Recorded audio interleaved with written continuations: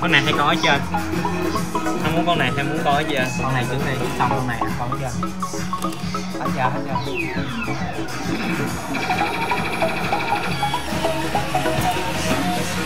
Hợp lý. Trên may nha. Đây em chơi chó.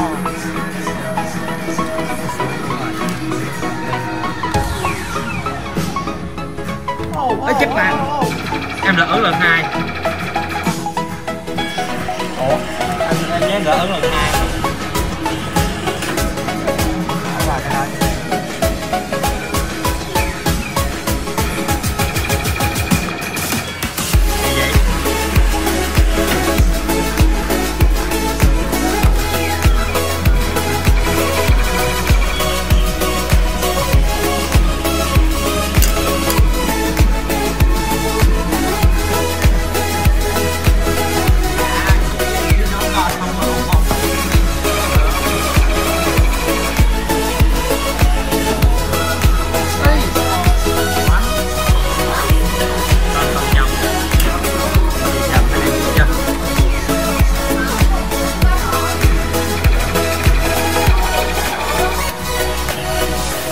Thử một cái thôi nó nhả ra luôn chú. Con này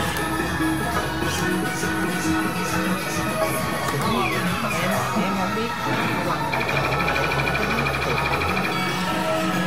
tại con này đè. Không phải tại Sao? tiền này chứ. Ưu tiên gì? Nếu mà vậy đúng không? Thì bình thường này vậy đúng không? Không. Thôi tao nói chuyện với mày, không cần gấp. Nói chuyện.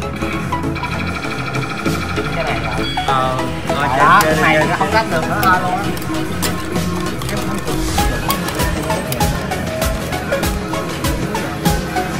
Rồi. Chuẩn mới được. Cái đâu bên này em đánh được. Lúc nào cũng vậy nó mà qua đây là đâu nó thì cũng chặt không à. Có mấy lần đâu. Đây. Gấp con này Gấp này. Nó xuống mắt cỡ đó.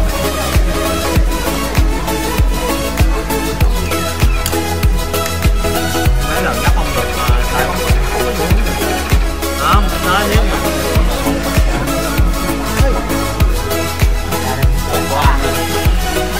con này.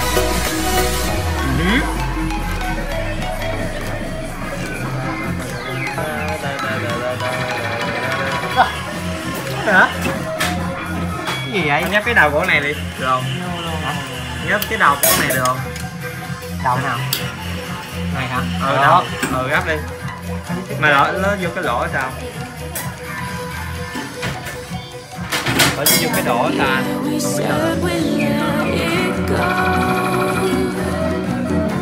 Không biết đâu.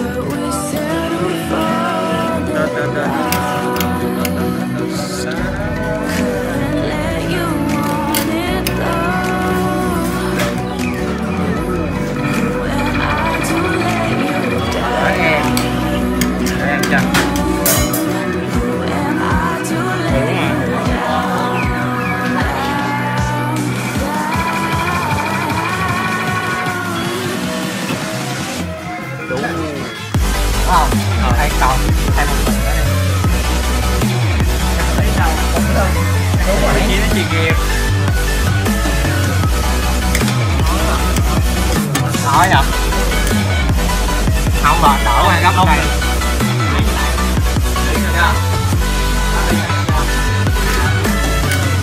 Không đừng có nhẹ, chỉ có miếng này nó sẽ tối. Cái này là cái cảm ứng. Không che đó thì nó sẽ màn hình nó sẽ tối. Nói che đâu? Gì tối? Sao dính cứng ngắt vậy? Máy mới đi em này. Cách vậy à. Gắt.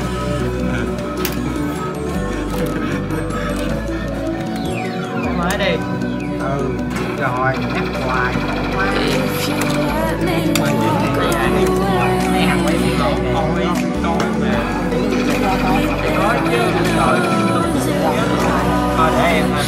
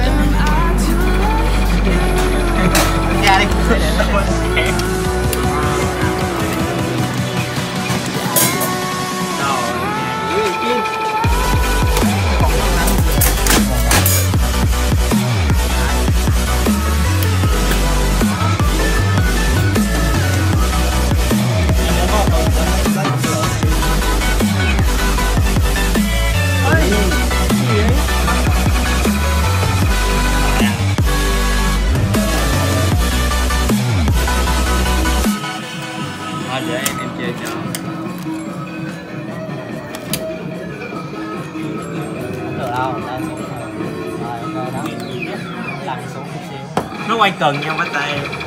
Em tính luôn cái phần nó quay luôn. Nó quay thì sao bạn tính được. Nó nhiều mình thì nó sẽ quay chút xíu, còn này nó quay hết nguyên trái rồi, không biết nó quay mà nó sẽ dựng đâu. Em gì cũng không nói được hết á. Ừ. Thôi chơi đi, chơi đi. Này về các trò kiểu của em.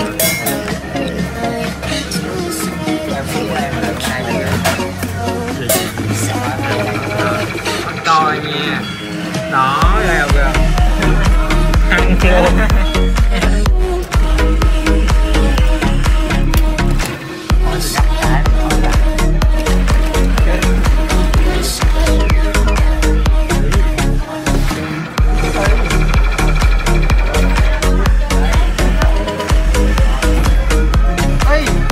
Chồng vậy anh.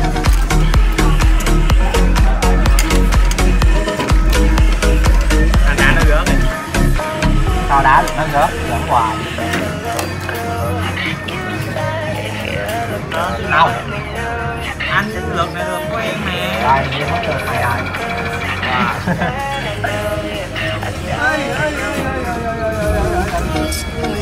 Phải không em chút tiêu. Đỡ rồi. Ai nói nữa đấy. Thôi thôi để đó cho anh. Thấy không? Thấy nha.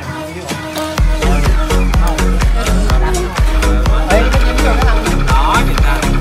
Thôi chuyện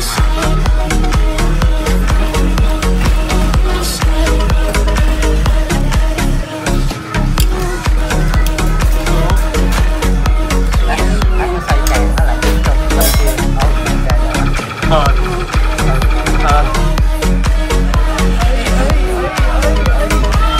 Hơn không trọn vẹn Trong cái đầu không anh? đầu.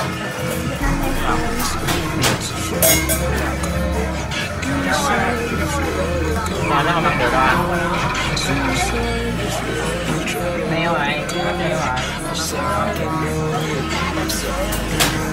Nó không gấp được. Thì đẩy nó gấp luôn. Không gấp được, nó gấp luôn thì sao? Nó gấp không rồi sao?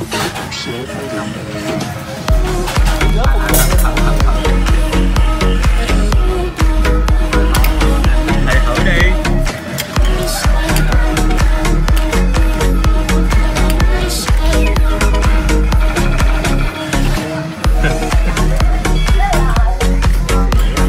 Hôm nay đi.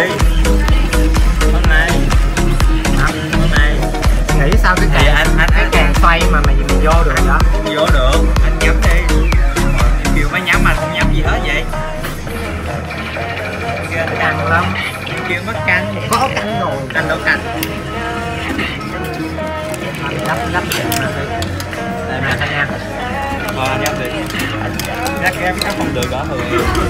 Tao biết mày à? Trời ơi, trời ơi. Đó thôi, chuyện là sở trường của em mà sao không biết được.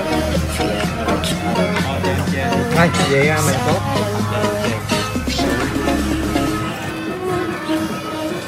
Nè má nhìn nè. Còn có lượt bạn kêu cố tặng cái này đi. Không hiểu vì sao mày nghĩ sao mày vô con đó luôn đó không? Đúng giờ.